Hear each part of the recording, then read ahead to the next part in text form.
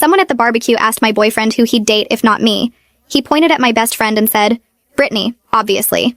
Obviously? I stood there holding the potato salad I'd made while my boyfriend Jason and my best friend Brittany both laughed like he'd said something hilarious. We were at our friend Tom's annual summer barbecue with about 30 people, and Jason had just announced to everyone playing the stupid drinking game that he'd pick my best friend if I didn't exist. Come on, babe, it's just a hypothetical question. Jason took another swig of his beer while Brittany tucked her hair behind her ear, the way she always did when she was pleased about something. Besides, Brittany and I have so much in common. It makes sense. No offense, babe, but she doesn't nag about video games or get stressed about work stuff. Brittany giggled and touched his arm. Stop it, you're making me blush. She was loving this attention in front of everyone. But yeah, we do vibe really well. Remember that concert last month? The concert I couldn't attend because I was working overtime to afford Jason's birthday present. You two went to a concert together? I asked, and several people looked surprised. Jason rolled his eyes. You were busy like always. Brittany stepped up. That's what friends do. We should tell her about the other thing, Brittany said, then covered her mouth like she'd revealed a secret. What other thing? I set down the potato salad because my hands were shaking. Jason waved his hand dismissive. Brittany's been helping me apartment hunt.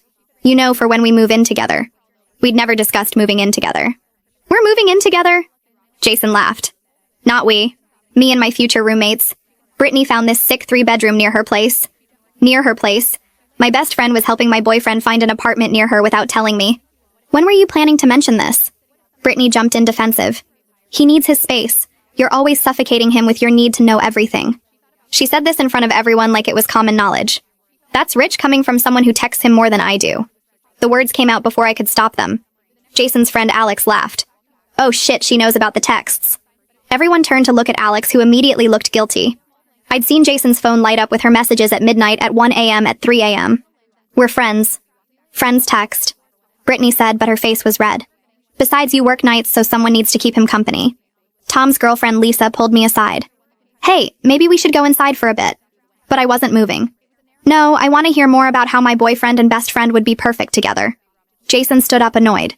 See, this is why I said Brittany. She doesn't make everything a drama. He walked over to the cooler for another beer. You're exhausting sometimes. Brittany's just easier. Brittany nodded, supportive. You do tend to overthink things. Like when you got upset about me borrowing your dress without asking. The dress she'd worn to Jason's cousin's wedding that I wasn't invited to, because they only had one extra spot. You went to his cousin's wedding? People were really uncomfortable now, but Jason and Brittany seemed oblivious. You were working. Again. Someone had to be my +1. Jason said like this was reasonable. Brittany looked amazing in that dress, by the way.